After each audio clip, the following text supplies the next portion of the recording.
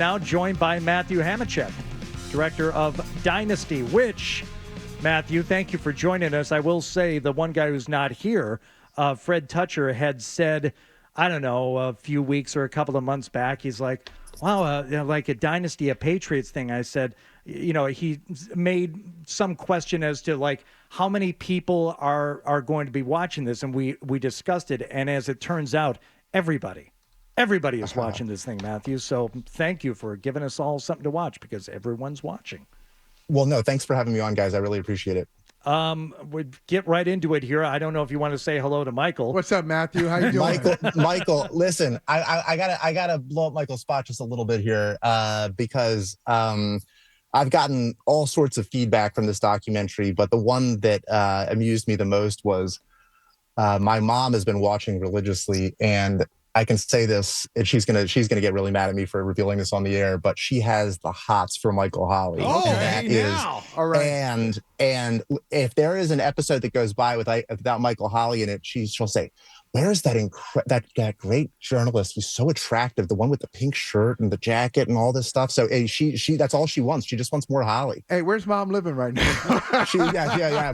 Brooklyn. She's far away. Far away. Tell your mom I said thank you. The reviews are coming in. Yeah, it was a good episode, but it wasn't quite the thirst trap that I had been looking for. I want more Michael Holley. Michael has told us that he shot some of his stuff a couple years ago. I'm wondering, Michael, would you do a different wardrobe choice? Would you go? Was it pink? Was it peach? No, it was pink. It was pink. It was pink. Just go with it. It okay. was a natural one. As a matter of fact, Matthew, I was telling these guys, if I had advised Bill Belichick, I would have said, lose the tie. Put on, lose it all. Like just relax. come in the sweat. Come in the sweats. Be relaxed. Tell some stories. Tell some good stories. Do you think? And I know we talked about this before, but I just bringing it up now as I think of it with Bill. Do you think he came into it wondering, hey, what the hell is going on here? What are they? When's the tough question coming? When's the setup coming? Do you think he was defensive on the way in, or it was just? He just came off that way because the mood he was in. I have no idea. Bill and I talked on the phone for probably, close to 6+ hours before he actually sat down in the chair. Is that right? Just 6 hours? Yeah. When he would be at the beginning, he would be driving back and forth from the stadium, and we'd talk a little bit then, and then on my kid's spring break one time, we talked for a little bit, and he asked me the same questions that a lot of people do, which is questions like, how will I be portrayed in this thing? And the thing that I told Bill, I actually remember I told him this, I believe in the lobby of Football Ops one day. I said, Bill, the way that I portray, everybody will be portrayed in this thing is somewhere between the puff piece version, if you made it, and then between that and then the version of this that your worst enemy would make of you. And in between those two things lies the truth most of the time with all of us, right? We're all somewhere between those two extremes. And that's what I told anybody who asked me that question. And so, I can't, you have to ask Bill why what his mentality was when he came in and why he wore the suit. But I agree with you. I think if he had come in sort of in more casual clothes in a cutoff hoodie or whatever made him comfortable, I think it would have been a great interview. Okay, so Matthew, when we watch these, a lot of people come away from certain episodes or every episode wondering, all right, who's behind this? What is it?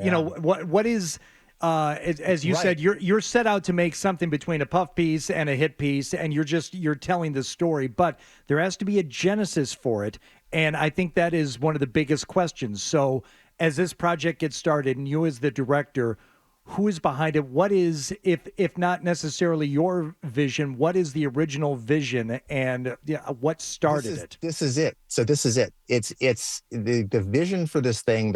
Whenever I'm making something, what you're always trying to do is find out what the central question is or what the central theme is. With Tiger, it was this idea of Tiger being a blank canvas that everybody wants to paint something onto. His father had these hopes and dreams for him. The public wanted to paint something onto him. Everybody wanted Tiger to be something for them. And that was the guiding principle that determined every single choice we made, whatever throughout the entire time. Now, it often takes time for you to get to that question.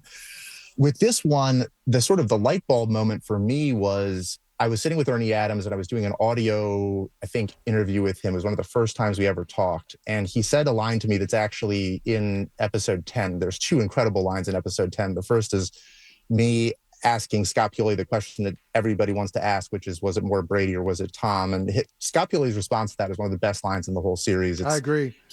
He says it was disrespectful. It's really disrespectful to even ask that question because it ignores everybody that was involved in the story that came through the organization. I'm misquoting him right now. I'm paraphrasing here.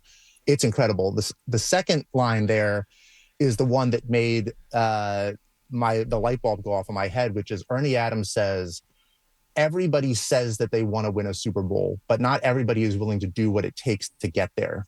And when he said that to me in that early audio interview, that was the aha moment for me, because I think trying to get to the bottom of what does it take to get there is sort of the question that we're chasing as we go through this whole story. And so we spend the first 3 episodes asking, what did it take for them to go from sort of the bad news bears of the NFL to, the Super Bowl champion. And then I know, much to the chagrin of everybody within a 50-mile radius of Boston, we skipped over Super Bowls 38 and 39 and the 21-game win streak. And we go to the next part of this is what happens when you become the dynasty and you have a target on your back. And the thing that everybody in the league, as Ernie Adams says, is doing it. You all of a sudden are the one who's targeted and is caught for cheating. And one of the criticisms that I've heard from folks about the skipping over to the 21-game win streak is, that moment when Tom Jackson says the thing about Bill, the team gets his back and, and everything, like, why, that would have been really great to cover because, of X, Y, and Z. And the truth is we made that entire episode at one point in time. We had the whole thing cut. We did the 2002 season, why they didn't make the playoffs. Different people were debating, was it because they were partying too much, blah, blah, blah, blah, blah, all these different things. And then we go into 2003, Lawyer leaving, Rodney coming in, the infamous practice where Rodney hits somebody, the whole team piles on top of him, going into Buffalo, Lawyer coming out and doing his dance, his move out of the tunnel, the team loses by, I can't remember what it was, 30-something to nothing. And then everybody rallies around Bill. And then we go all the way down to the last game of the regular season, same score against Buffalo, go to the Super Bowl, Tom Jackson sitting on the podium, and Bill comes up and says, and I know we're on the radio, so I can't say what he actually says, but F you, basically. Go ahead, try it. Give it a try. We'll bleep it out. We had the whole... Go ahead, let it fly. I don't belong here. Not going to bother me. Here's the thing.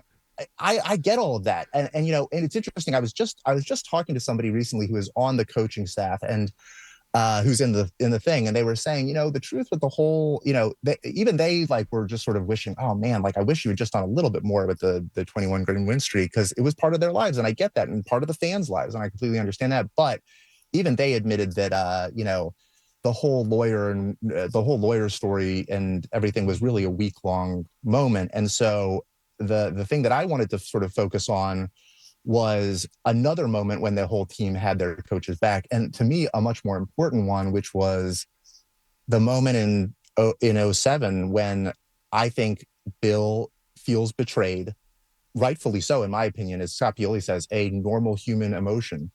And you see the players literally and figuratively putting their arms around Bill, and then Teddy Bruschi saying, how do we feel about being coached by Coach Belichick? And the whole team goes, oh yeah.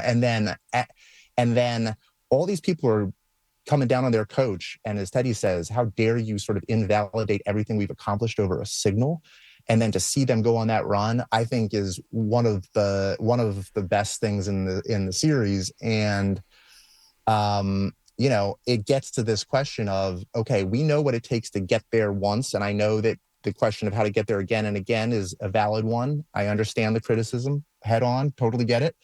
But I think the question of what happens to this culture and this incredible machine when their back's up against the wall. And the thing that I found over and over again to be so fascinating about Bill Belichick and the culture that he created with Tom and the players and the coaching staff and Robert is they sometimes did their best work when their back was up against the wall. And I think of, what happens against the Seahawks in the episode that just dropped last night. I think about Tom Brady and what he was going through against the Falcons and all the naysayers and all that stuff. And time and time again, the culture that this team created when their back was up against the wall, they found ways to get back and to get there. And sort of the study of that and getting to talk to all these guys was just, it was just, it was never ending, and how fascinating it was for me to just sit across from them and ask them questions. Matthew Hamachek is the director of Dynasty. Episodes 7 and 8, I believe, dropped at midnight. So, Matthew, if there is a scene or an episode that people come away from and say that was really biased one way or the other, what is, if you want to assign blame to it, or people want to assign blame to it, what is an easy answer for them? Is it, as some people have said, the involvement of the Krafts and their the great conspiracy. Okay, I love it.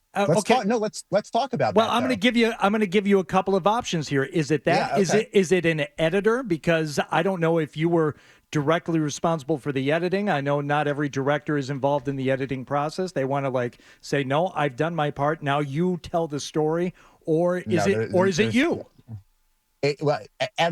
Everything should always be blamed. Any negative things should always be blamed on me. That's my philosophy, and everything that everybody loves should be credited to everybody else. I mean, look, I don't mind any of it. The answer is this: no, there's no great conspiracy where the Krafts are behind the scenes. They had no editorial control over this thing whatsoever. Zero, none, nothing. Really? And nothing. They didn't say, "Hey, none. Really? Wow. None. They saw the final product when it was finished. I still haven't even had the chance to talk and listen to them and hear what their opinions are, because, believe it or not, they have better things in their lives to do than to let documentary filmmakers know how they feel about things. So, look, I think I set out to make this story. I'm not a fan of this team, and it doesn't mean I hate the team, but I was much more interested in this intellectual question of what does it take to get there than I was, about being part of this sort of these turf wars that seem. I'm learning about all this stuff, especially as this thing comes out, of everybody's trying to figure out, who's on whose side and who's doing what and all these kind of things. It's just, it's not something that concerned me. I don't have a dog in this fight. And I was just trying to tell an interesting story and really sit back and listen to a lot of these people talk who are there and, hear what they have to say.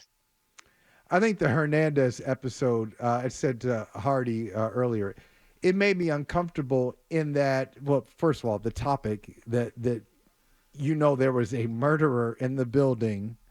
Well, nobody knew it. Nobody knew it. Like, we know in retrospect, like, wow, this was happening, and we didn't know that he had this life that he was trying his best to camouflage. But it made me uncomfortable because it almost seemed as if, hey, Bill should have known the warning signs were there. And I'd say the warning signs were there for everybody, but not for murder. The warning signs... 100% agree with you. The warning signs, first off, let's just talk about all the specific things that we're referring to here. There was the fact that they had, when they decided to draft him, they had some knowledge of the fact that he had gotten in a bar fight, that he had, marijuana use and and there were some very small warning signs, but none of those things in any way, shape, or form indicated that this person was going to be able to, to do what he ended up doing, right? And again, as we detail through all the different things that happened inside the building, none of those things, including him going up to Bill and saying, "Hey, Bill, I'm fearing for my family's safety," would ever make somebody say, "This guy's going to go murder somebody." And I completely agree with that. So I guess basically what I'm saying is I think we're on the same page here. Yeah, but I guess I think the study. I think when this gets back to the central question, the thing that interests me more about it was basically it's this concept of they were willing to take a risk on fourth round and get basically first round talent at, as Ernie says, on a fourth round draft pick. Now, does that mean that they have not done that many, many other times and it has been successful and the Patriot way, or whatever you want to call it, has has changed people or kept them from doing more, or whatever you want to call it, and it's worked really well. Yeah, I thought it was interesting to talk about that, and most of those stories, like Brandon Lloyd saying, the thing about how Don't hang out with them.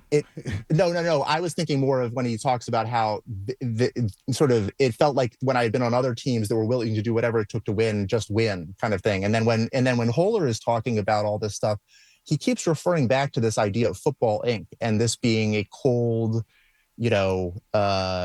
corporate enterprise that just wants to win. And that was really the point of studying all of these things in this larger question of what does it take to get there. Yeah, I guess as compelling as Lloyd was, and he was, as compelling as Deion Branch was fantastic in that episode. Yeah. Just really some comments that just made you think. I just feel like it's more nuanced, the Hernandez story, and it kind of frames it in a way like, well, hey, the Krafts say, well, hey, we told Bill we got to get rid of this guy, and Bill wanted to play it out. It's almost like you can't blame Bill. Didn't enable Aaron Hernandez. Bill didn't provide a breeding ground for Aaron Hernandez. It was. I feel like if we had more voices there, if Brady had weighed in and he didn't, if Gronk had weighed in, maybe you would have more texture to it. Maybe. I don't know. I think that the concept that we were laying this at the feet of Bill, I just don't agree with that. I think that what we were trying to show is that throughout, this is my take on it at least, is that throughout Aaron's life, there were a lot of people that were part of this thing called Football Inc. And a lot of people basically, because of his talent, excuse certain behavior. That doesn't mean that because they excuse that behavior that's what led to this person being murdered. But it was a study in these question of what does it take to get there. I think the thing that struck me the most that was, as I talked to these guys, this was really an instance where I realized, yes, that there is this tragedy that happened and that is interesting. But when you talk to guys like Deion and other people who are there was also still to this day a great deal of like, they care and love this guy and still think about this. And that was, as much as anything else, was also what was really fascinating about this. And it's still something that they're grappling with to this day. Matt Hamachek is the director here of Dynasty. Really appreciate you taking the time, Matthew. And as episodes 7 and 8 come out today, what are you bracing for? What are people going to be pissed off about as people get a chance to watch these today? What am I going to be pissed off about when I go home and watch these here in about another hour and a half? I think that the people that we most pissed off when they watch the Deflategate episode are probably the Patriot haters, because we did not.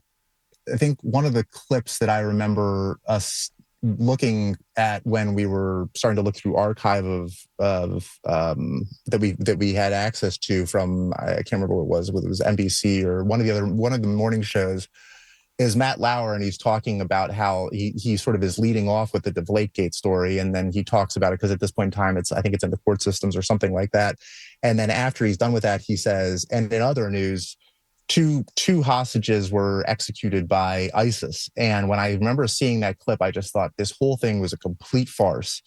And, the framing of the entire episode is basically the entire Deflategate scandal as a farce. And I remember one of the first podcasts I did when this thing came out, the guy said, the guy that was interviewing me said, I think the Patriot haters are going to go nuts when the Deflategate episode comes out, because you sort of show the spectacle and the ridiculousness of this whole saga. And look, I hope that whatever people think about the series and whatever, I hope everybody can just sit back and watch the Falcons Super Bowl and enjoy it, because I will tell you that the editor who first did the rough pass on this, and every editor touched everything at one point in time, but the first editor that ever did a pass on it was a guy named Nick Biagetti, and he grew up 2 towns outside of Foxborough, and he had one of those Homeland Defense posters above his bed growing up.